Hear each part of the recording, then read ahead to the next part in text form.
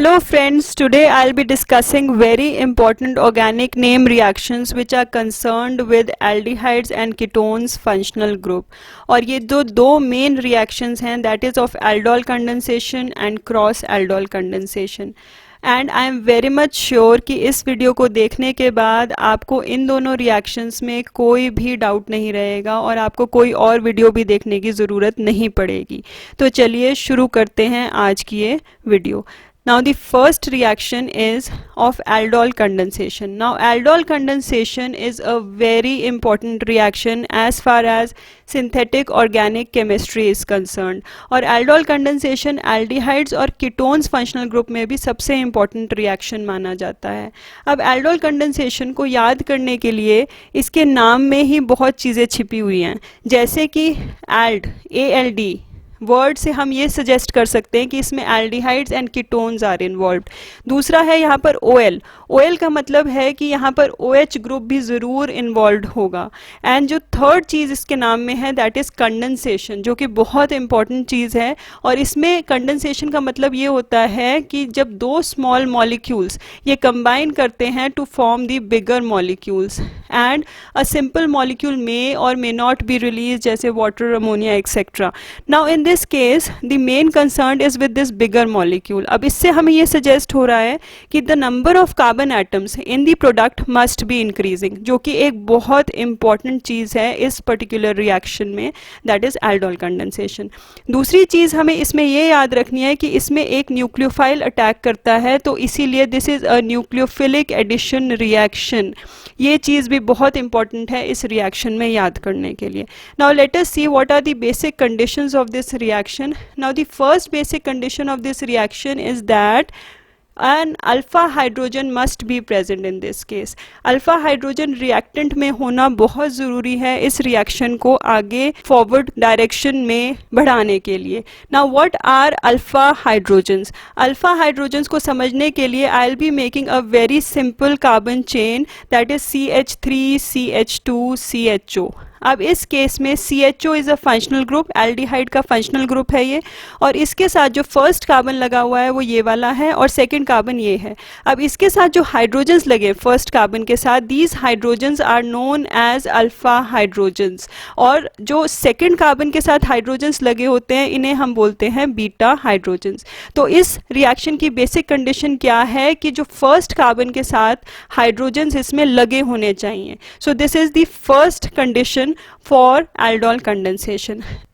Now let us understand it by a simple reaction. और ये reaction यहाँ पर हम एसिटल्डिहाइड का शो कर रहे हैं. एसिटल्डिहाइड का फॉर्मूला होता है CH3CHO, और इसका रिएक्शन में एक और मॉलिक्यूल ऑफ एसिटल्डिहाइड के साथ कर रही हूँ. यहाँ पर जो रिएक्शन कंडीशंस हैं that is basic reaction conditions. यहाँ पर जो यूज़ हो रहा है that is dilute alkalis are used. You can use either one of this reagent, either you can use sodium hydroxide और बेरियम हाइड्रोक्साइड. ये दोनों ही डाइल्यूटेड फॉर्म में इस रिएक्शन में यूज़ होती है. Now we can not use it in the concentrated form. Concentrated form में बिल्कुल नहीं यूज़ होती. क्यों नहीं यूज़ होती?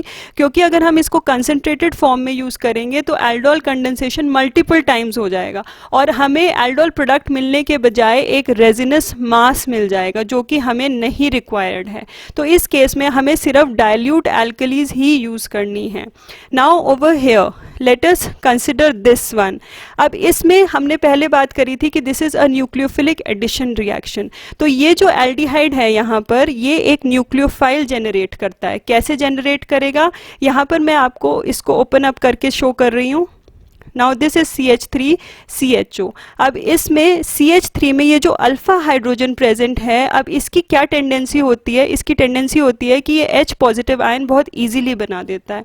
जब ये H पॉजिटिव आयन बहुत जल्दी बना देगा, now this carbon will attain a negative charge and it will form a carbon ion. अब ये जो कार्बन आयन बना है this is a resonance stabilised structure, और ये एक न्यूक्लियोफाइल की तरह एक्ट करेगा और ये अटैक करेगा सेकंड आपके एल्डिहाइड को and it will form a beta hydroxy aldehyde. Now let us see what will be the product. The product will be CH3 COH H and single bond, and there will be a carbon ion attack over here, to CH2 CHO.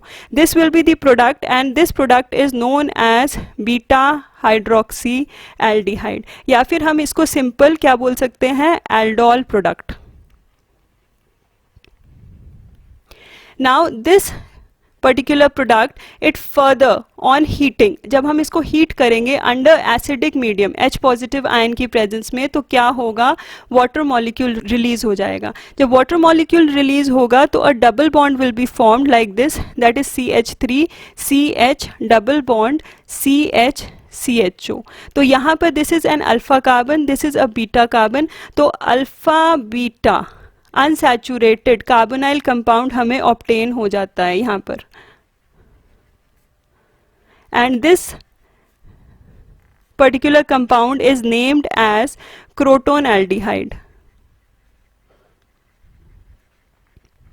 So this is it with the aldol condensation of aldehydes, and the same reaction it can take place with that of the ketones also. अब ketones के लिए भी हम same reaction इसमें लिख सकते हैं, बस फर्क यहाँ ये होगा कि aldehydic ग्रुप की जगह हम ketonic ग्रुप यूज करेंगे और बाकी सब कुछ सेम रहेगा.